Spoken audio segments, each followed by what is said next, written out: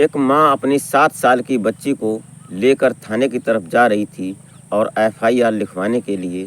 तभी जो वो बच्ची होती है 7 साल की, वो जब किसी भी दाढ़ी वाले को देखती है तो वो डर जाती है, सहम जाती है। उसके अंदर इतनी दहशत थी कि वो जब किसी भी दाढ़ी वाले को देखती है तो वो अपनी माँ का आँचल थामने की कोशिश करती है और माँ की तरफ लिपटने की कोशिश करती है। ऐसा क्यों होता है कि एक जो मौलाना होते हैं वो उस बच्ची के साथ कुछ ऐसा करते हैं जो कि शर्मसार था। 7 साल की बच्ची होती है और 70 साल का बुजुर्ग होता है मौलाना, और वो मौलाना उस बच्ची के साथ कुछ ऐसी दरिंदगी करने जा रहा था। तब तक गांव वाले और मोहल्ला पड़ोस के लोग जो होते हैं, दुकानदार होते हैं, वो सतर्कता बरतते हैं और उस बच्ची को सही बचा लेते हैं। और बचाने के साथ साथ उसका वीडियो भी वायरल हो रहा था सोशल मीडिया पर। और तभी जो वहाँ के एसएसपी होते हैं वो उसको तुरंत, थाना इंचार्ज जो होते हैं वो उसको अपनी गिरफ्त में लेते हैं। ये मौलाना कौन थे, ये बच्ची कहाँ की थी, आज इसी की बात करते हैं। क्योंकि आए दिन छोटी बच्चियों के साथ ही दुष्कर्म जैसे मामले सामने आ रहे हैं, कभी अयोध्या से तो कभी कानपुर से तो कभी कन्नौज से। ऐसा कब तक, जबकि सख्त सरकार और सरकार के कड़े नियम हैं जो कि कोई गलती करेगा महिलाओं के प्रति, बच्चियों के प्रति, उन्हें बख्शा नहीं जाएगा। आज इसी टॉपिक पर कोशिश करते हैं, बात करते हैं। तो आशा करते हैं कि आप अपने परिवार, अपने परिजनों के साथ स्वस्थ और मस्त और खुशहाल ज़िंदगी जी रहे होंगे। तो वीडियो लाइक और चैनल को सब्सक्राइब कर लें ताकि हमारा हौसला बढ़ता रहे। तो नमस्कार, प्रणाम, मैं अजय कोहली। आज की जो सच्ची घटना मैं आपको सुनाने जा रहा हूँ, ये उत्तर प्रदेश की घटना है। यहाँ ये कानपुर का एक जगह पड़ती है, कानपुर का मोहल्ला पड़ता है गुलाब टोला। यहाँ पर यहाँ के रहने वाले एक मौलाना, जिनका नाम होता है मुख्तार उर्फ चच्चा नाम से जाने जाते हैं। इनकी उम्र 70 साल होती है और ये एक बच्ची को, जिसकी उम्र अभी 7 साल होती है, और 7 साल की बच्ची के आगे जीरो लगा दिया जाए तो 70 साल हो जाते हैं। उस बच्ची के साथ ये एक दरिंदगी करने जा रहा था। तो जो मोहल्ला पड़ोस के और जो दुकानदार होते हैं वो इस चच्चा की हरकत को जानते थे और इस पर कड़ी नज़र रखे हुए थे। तभी एक व्यक्ति, जिसका नाम गुप्त है, वो व्यक्ति एक अपने फ़ोन में वीडियो रिकॉर्ड कर रहा था।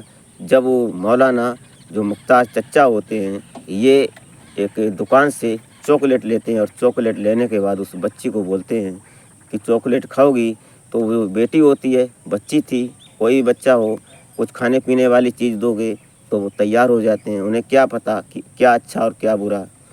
वो चल देती है और चॉकलेट लेती है। तभी ये चच्चा बोलते हैं उसको कि ऐसा करो, हमारे घर पर बहुत सारी चॉकलेट हैं, अगर और चाहिए हो तो हमारे साथ चलो।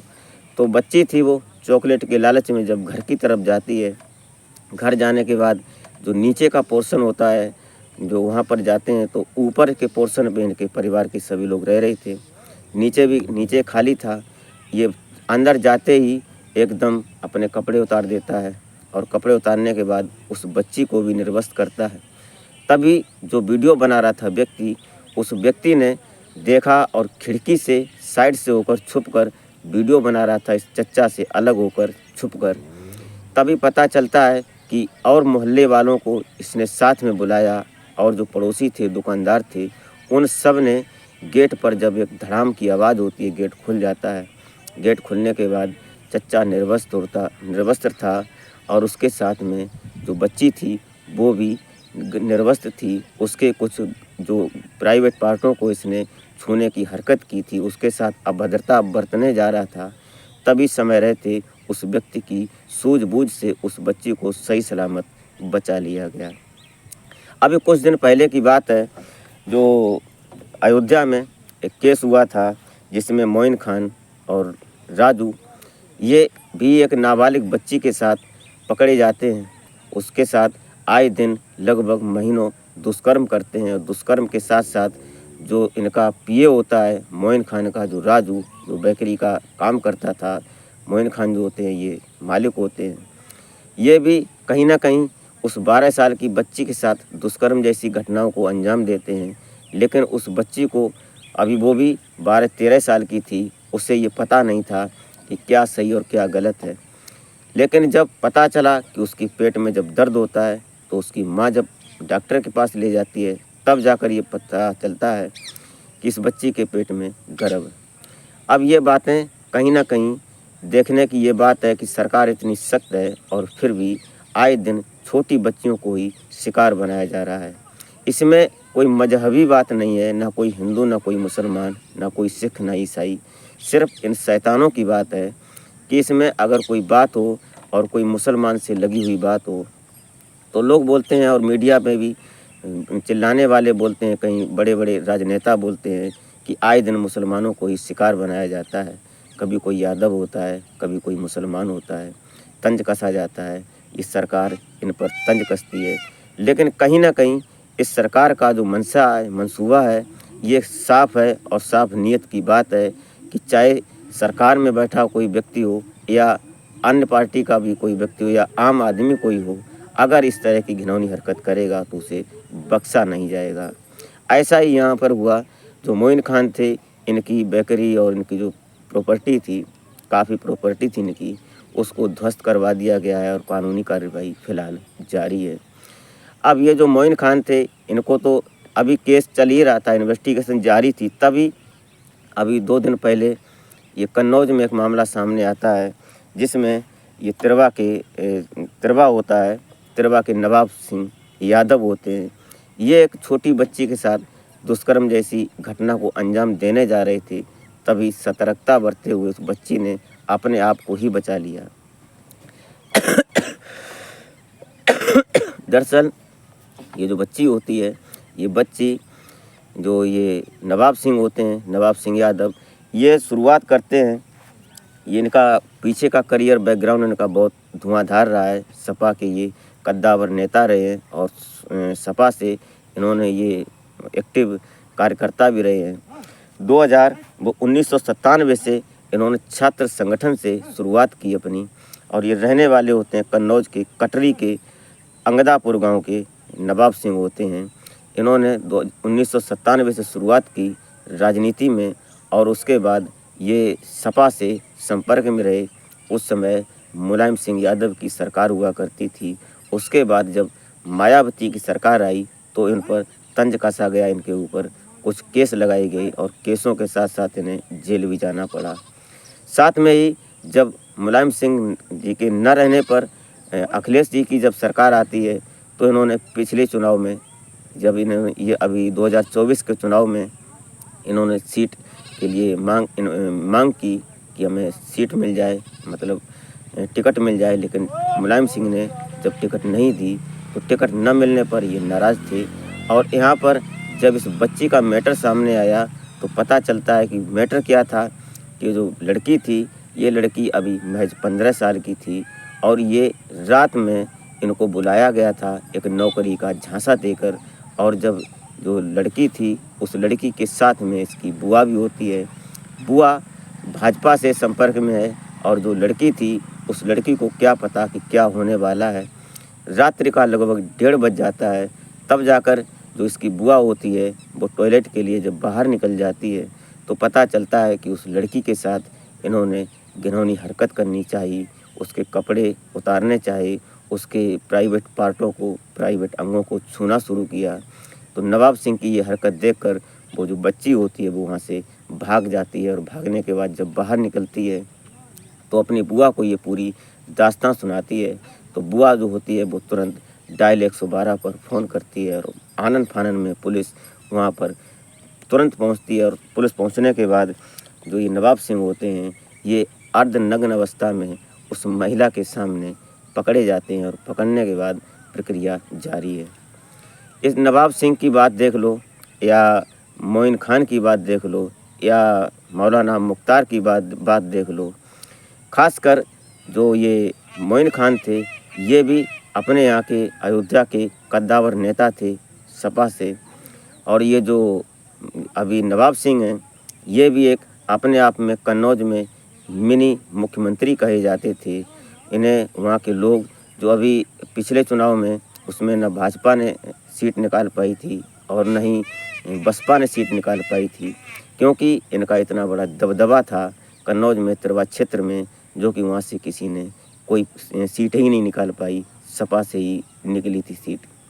लेकिन इन्हें सीट न मिलने पर ये थोड़ा नाराज़ थे, और आज जब ये बात ये नाबालिग बच्ची के साथ दुष्कर्म जैसी घटना की बात सामने आई, तो पता चलता है कि इससे पहले जब एक बात हुई थी मोइन खान की, तो बताया जाता है कि पार्टी बोलती है कि इनका टेस्ट होना चाहिए, डीएनए होना चाहिए, फलाना ढिकाना।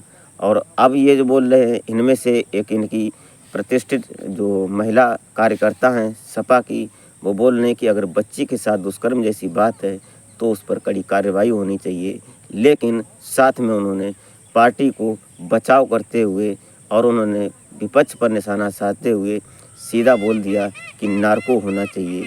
अब इसमें कहीं ना कहीं सवालिया निशान ये लगते हैं कि जो ये बच्चियों के ऊपर कोई गलत नज़र रखता है और उन बेटियों के साथ या किसी महिला के साथ अगर ऐसा कोई काम करता है, दुष्कर्म जैसी घटना को अंजाम देता है, तो नार्को टेस्ट होना क्या ज़रूरी है? क्या डीएनए टेस्ट होना ज़रूरी है?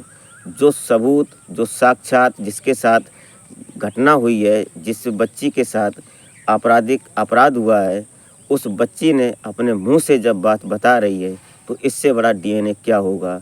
लेकिन कहीं ना कहीं पार्टी इन दरिंदों को बचाने की कोशिश करती है, जबकि अभी संसद में माननीय योगी आदित्यनाथ जी ने साफ बोला था कि अगर कोई भी महिलाओं या बेटियों के साथ ऐसी हरकत करेगा तो उसे बख्शा नहीं जाएगा, चाहे मुसलमान हो, चाहे यादव हो, चाहे कोई भी हो, ए टू जेड।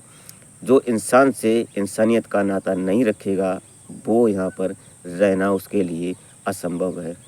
तो कहीं ना कहीं ये सवाल होते हैं कि ये जो मौलाना मुख्तार 70 साल के होते, और 70 साल के बाद इन्होंने कुछ ऐसी हरकतें की कि एक दो बच्चियों के साथ इन्होंने पहले भी ऐसी दुष्कर्म जैसी घटना को अंजाम दिया।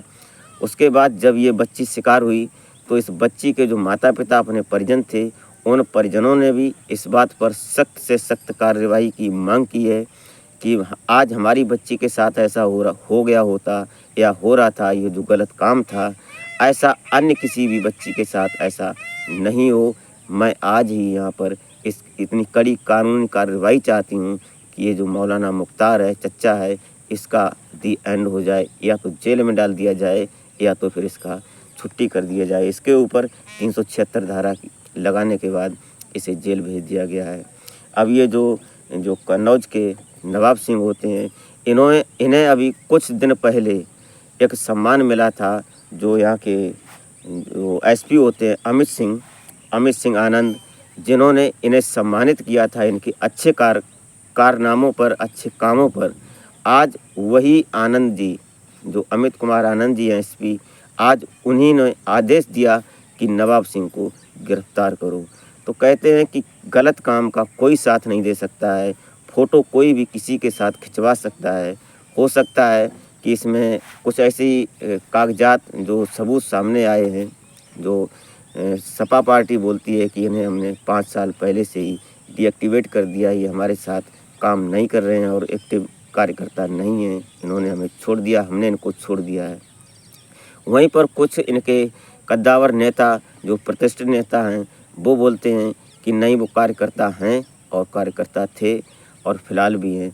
लेकिन अभी 2024 में ही इनकी जो माँ होती हैं नवाब सिंह की, वो ख़त्म हो जाती हैं 2024 में 25 जुलाई को, जब इनकी माँ का देहांत होता है। इनकी माँ का नाम होता है माँ मूला देवी, जिनकी 86 साल की उम्र थी।